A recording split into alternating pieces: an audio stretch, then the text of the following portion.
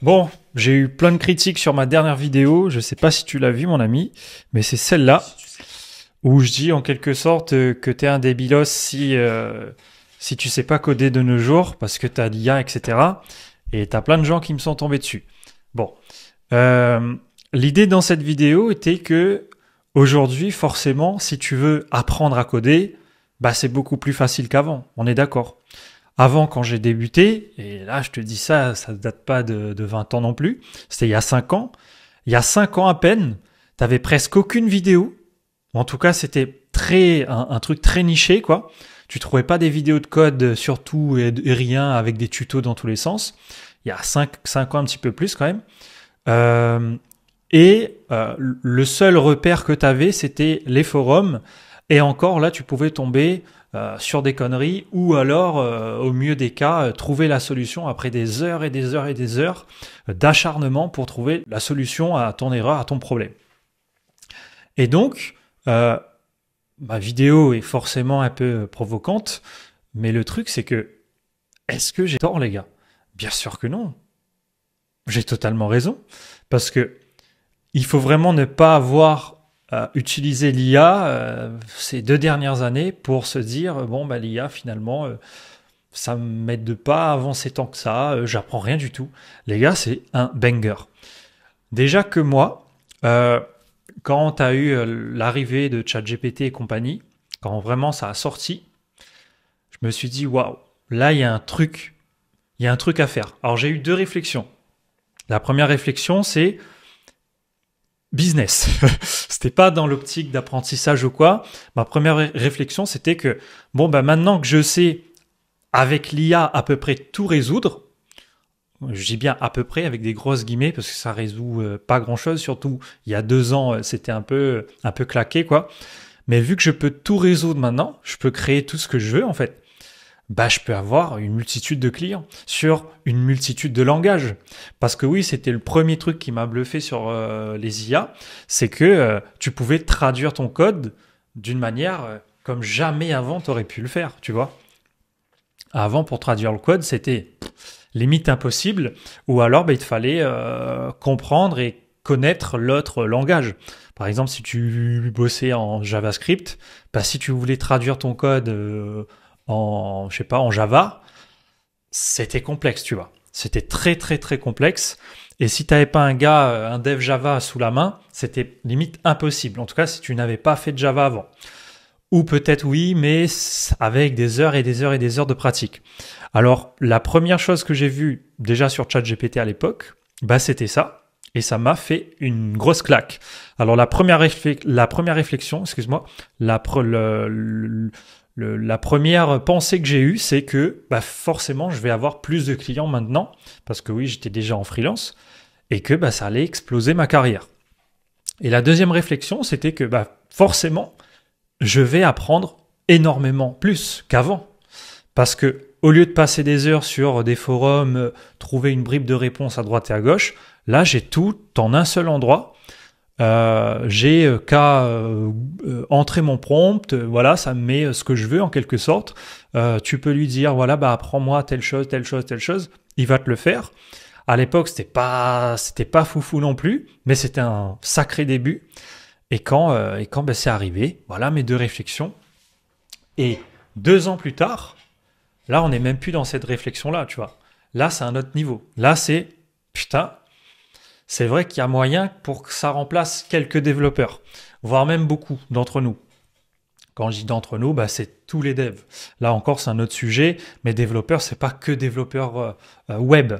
Tu as développeur web, développeur système embarqué, développeur mobile, développeur que sais-je. Tu as 15 milliards de façons d'être développeur et tu as 15 milliards de façons d'éviter à ce que l'IA te remplace dans l'avenir. En tout cas, ce qui est sûr, c'est que l'IA a fait un bond gigantesque. Moi, je vous ai toujours dit que je ne suis pas là pour enterrer les gens, je suis pas là pour cracher sur qui que ce soit, descendre qui que ce soit. Le pire, c'est de vous démotiver parce que c'est un peu le discours qu'il y a eu depuis que j'ai commencé TikTok en vrai. Quand j'ai commencé TikTok, il n'y avait pas d'IA, ou alors très très peu. Et le discours, c'était, bah voilà, le métier est bouché, arrêtez tout, C'est le moment ou jamais de changer de métier, de devenir boulanger, de devenir mécanicien. Les gars, c'était du bullshit. On est d'accord ou pas? C'était du gros bullshit. Parce que 3 ans plus tard, j'ai commencé TikTok, c'était en 2023, début 2023, si je dis pas de bêtises. Il n'y avait pas l'ombre d'une IA sur le marché, ou en tout cas, c'était encore une fois, très très niche comme sujet. C'était pas les développeurs, c'était pas la cible en fait des IA. Les IA, c'était vraiment la génération de texte. Le développement, c'est venu un petit peu plus tard. Bref, mais en tout cas, à l'époque, bah t'as des mecs qui disaient ouais, je vais arrêter, ou alors il faut arrêter parce que bah, c'est un métier qui pue parce que il y a plus de débouchés. Bah, c'est entièrement faux, parce que 2 ans plus tard, bah, je suis encore là, et 2 ans plus tard, il y a de plus en plus de devs, il y a de plus en plus d'embauches, même si, bon, bah, forcément, avec tout ce qui s'est passé, il y en a eu un peu moins, parce que lorsqu'il y avait le Covid, bah, forcément, il y a eu plein de recrutements, et après, bah, les entreprises ont liquidé un petit peu tous les développeurs qu'ils ont recrutés, parce que bah, le besoin était différent. En fait, tout le marché du développement s'adapte justement au marché. En fait, le recrutement s'adapte au marché. Si le marché a est en forte demande de développeurs parce qu'il y a plein de projets dans tous les sens, il y a le Covid qui passe par là et qui fait confiner tout le monde, bah forcément, il y aura besoin de plus d'infrastructures informatiques et donc, il y aura plus besoin de développeurs. C'est un peu ça le sujet de toujours, et dans tous les métiers, c'est comme ça. C'est pas uniquement dans le dev. Et c'est ça que les gens, ou certaines personnes ont eu du mal à comprendre, c'est que le dev est impacté par l'IA, mais c'est comme ça dans tous les métiers, mon ami. Dans tous les métiers. Et j'ai envie de te dire, il y a des métiers qui sont encore là parce que l'État est là pour faire barrage. Parce que forcément, regarde les caissiers, tu vois. Quand tu es caissier, à tout moment, tu peux te faire remplacer. Tu peux déjà te faire remplacer. C'est juste que, bon, bah, si on élimine tous les caissiers, ça fera 15 milliards d'emplois en moins, ça fera un trou dans l'économie, bah, forcément, on continue ça. Mais ils peuvent se faire remplacer. Pour avoir travaillé en logistique en tant qu'esclave, bah, je peux te dire que oui, c'est possible. Tu t'achètes un stylo comme ça, le stylo, tu as un code barre dessus, tu as des puces qu'on appelle RFID. Des puces RFID, tu poses ton stylo dans le bac il reconnaît le stylo et il te facture le stylo. Ça, c'est possible, les gars, depuis 10 ans, ça existe, tu vois. C'est même pas de l'IA, c'est de la reconnaissance un peu infrarouge, je sais pas comment ça marche, d'un code barre. Alors aujourd'hui, avec l'IA, c'est encore plus simple. Et pourtant, il y a toujours les caissiers. Je te donne un autre exemple, les avocats, tous les trucs un peu bullshit intellectuels, ça, bah forcément, l'IA peut faire encore mieux qu'eux, tu vois. Bah, c'est pas forcément le sujet de dire que l'IA remplace les devs et que ce métier-là pue un peu parce qu'il n'y a plus de débouchés, parce que dans ce cas-là, bah, tu fais rien en fait. Parce qu'il n'y a plus de métier, il n'y a plus de débouchés dans aucun métier. Et j'ai envie de te dire, le dev, c'est tellement complexe que justement, c'est un métier qui va encore durer. Parce que même si l'IA fait le job, en grande partie, c'est un grand mot, mais en grande partie, si l'IA fait le job réellement, dans quelques temps, bah, il y aura quand même besoin de dev. Alors que dans un métier comme, je sais pas, comme avocat, tu rédiges des trucs à la con, bah, tu mets 2 IA dessus, tu as peut-être besoin d'un gars. Alors que pour le développement d'un gros logiciel, bah, tu auras forcément besoin de plusieurs devs qui vont épauler l'IA. Ou plutôt, bon là, si on part dans une utopie utopie ou pas, si on part dans l'idée où l'IA remplace réellement la plupart des devs, bah, il y aura quand même besoin de devs. Parce que dis-toi, mon ami, le métier de développeur, il évolue comme si c'était... comment dire? En fait, l'IA te génère du code. Ça, c'est ce qu'on savait faire avec les copier-coller. Toi-même, tu sais. L'IA génère du code et le développeur aujourd'hui, c'est un peu le correcteur de ce que fait l'IA. Alors, tu te doutes bien, pour être correcteur de ce que fait une IA, il te faut un panel de connaissances incroyable. En gros, il te faut être plus intelligent, si on peut dire, que l'IA. Parce que c'est un peu comme si tu corriges ton professeur. Ça veut dire que tu as beaucoup plus de connaissances que lui. Donc bah là, c'est le même principe. C'est que l'IA pond du code et toi, tu corriges ce que fait l'IA. Du coup, c'est incroyable. Ça veut dire qu'il y aura toujours besoin de dev, tu vois, si on prend les choses dans ce sens-là. Parce que l'IA ne pourra pas se corriger toute seule. Bon, forcément, on ne le sait pas encore, mais moi, comme je le vois actuellement, l'IA génère des trucs, super, sympa, génial, mais elle n'arrive pas forcément à détecter s'il y a une erreur, ou si elle arrive à détecter s'il y a une erreur, c'est dans des tout petits projets. Dans les gros projets, c'est déjà... dans les moyens projets que je fais, c'est déjà mort. Alors imagine dans les énormes projets. Donc voilà, c'est vraiment un non-sujet d'avoir peur de l'IA, et ça, c'est le truc que je me fais chier à vous dire tous les 4 matins. C'est vraiment pas un sujet. Le sujet, c'est comme je vous disais, mes 2 réflexions au départ quand l'IA est arrivée sur le marché, c'est que tu peux utiliser l'IA, putain. Tu peux vraiment utiliser l'IA à bon escient.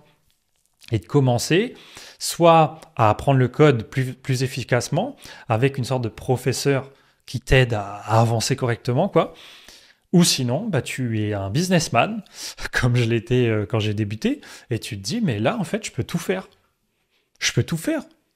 J'aurais peut-être besoin d'un développeur de temps en temps, mais pour les petits projets, il y a moyen que je puisse le faire tout seul. En tout cas, si tu as un petit profil tech à la base, tu vois.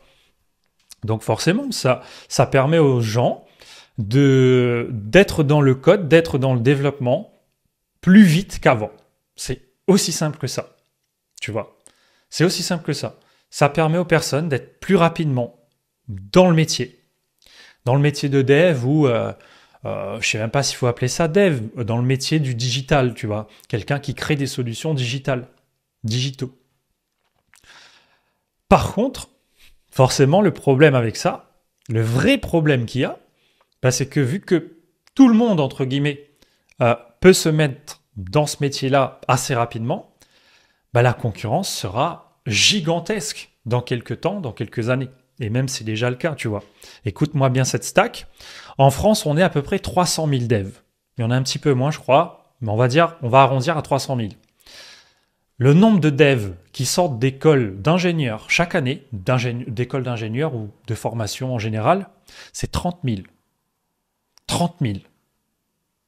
C'est-à-dire que dans 10 ans, on double.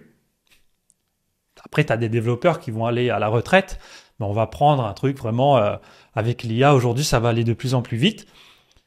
Dans 10 ans, on aura doublé notre nombre de développeurs en France. Et ça, c'est qu'en France, parce que forcément, la demande sera telle qu'il y aura comment on appelle ça, un libre-échange dans le domaine informatique aussi. Il y aura, et c'est déjà le cas, des travailleurs indiens, des travailleurs africains, là où la demande est moins... c'est pas la demande, là où le prix est moins élevé, quoi. Le niveau de vie est moins élevé, et que les Européens, les Américains, les Chinois, potentiellement, vont faire appel à ces gens-là, parce que la main-d'œuvre est moindre, et moins chère pour le coup. Donc forcément, tout ça mis bout à bout, il faut te dire que dans 10 ans, le nombre de devs sera multiplié par 2. Dans le meilleur des cas. Vraiment dans le meilleur des cas. C'est ça la problématique, mon ami. C'est ça la problématique. C'est pas l'IA. L'IA te permet d'être mieux, en fait. L'IA te permet... vraiment, l'IA, c'est le truc qui te fait faciliter ton apprentissage, ton développement. Tout est cool avec l'IA. Il n'y a aucun point négatif avec l'IA. Le point négatif qui n'est pas lié à l'IA, c'est le nombre de devs qui vont augmenter. Enfin, tu vas me dire, oui, c'est lié à l'IA parce que les devs vont utiliser l'IA. Mais là encore, ça a une causalité, mais dans tous les métiers, c'est pareil. Donc, ça s'annule en quelque sorte, tu vois. Et c'est ça la problématique. Alors, aujourd'hui, on est 300 000. Dans 10 ans, on est 600 000. Dans le meilleur des cas, tu vois. Peut-être dans 10 ans, il n'y aura même plus de dev. Mais bon, on va aller sur un truc un peu réaliste quand même. Dans 10 ans, où est-ce que tu te vois en fait? Peut-être que le dev n'existera plus, mais si dès maintenant tu te dis, bon, finalement, je voulais me lancer, mais c'est trop dur, il y a l'IA, il y a trop de concurrence, plus tu attends et plus tu seras baisé. Plus tu attends et plus tu seras dans la merde. Parce qu'il y aura de plus en plus de devs. En fait, c'est effet boule de neige, tu vois. Plus en plus de devs, de plus en plus de concurrence, de plus en plus d'IA, de plus en plus de projets qui s'autogèrent. Voilà. Alors, ça sera mon discours à chaque fin de vidéo. C'est le moment, mon ami. C'est le moment. Ok? C'est le moment de te lancer. C'est le moment de faire les choses que tu aurais dû faire depuis 5 ans. Parce que oui, je sais que ça fait longtemps que tu veux être développeur. Tout le monde est passé par là, tu vois. Tous les gens dans la tech, qui sont aujourd'hui dans la tech, sont passés par là. Par le fait de se dire, putain, c'est bien, mais c'est un petit peu difficile. C'est quand même un métier d'ingénieur, quoi. Peut-être qu'il me faut un diplôme, peut-être qu'il me faut ça, peut-être qu'il me faut un stage, peut-être qu'il me faut une expérience. C'est que du bullshit, les gars. C'est que du bullshit. Le truc à avoir dans le code, c'est de savoir coder. C'est de gérer un projet. Plus généralement, c'est de gérer un projet. Que ce soit en front, que ce soit en back. Je te dis pas dans toutes les technos, quoique avec l'IA de nos jours, bah, tu pourras à peu près tout gérer si t'es pas trop con, si t'es un petit peu avancé. Et là encore, avancé, c'est quoi? Pour moi, c'est pas une question d'âge, comment dire, de nombre d'années de code ou quoi que ce soit. C'est pas parce que tu as 10 ans, 15 ans de code que tu as un génie, que tu connais tout. C'est pas ça du tout. Pour moi, l'expérience, c'est quel type de projet tu as fait. Déjà, la quantité de projets que tu as réalisés et quels étaient le type de ces projets-là. Si tu as bossé sur la 3D, tu as bossé sur l'intelligence artificielle, tu as bossé sur le paiement, sur des solutions de paiement, tu as bossé sur X, Y, Z, là, je peux te dire que même si tu as 1 an d'expérience, tu es une brute. Parce que tu as à peu près vu un ensemble de projets qui te fait dire que tu peux à peu près tout gérer.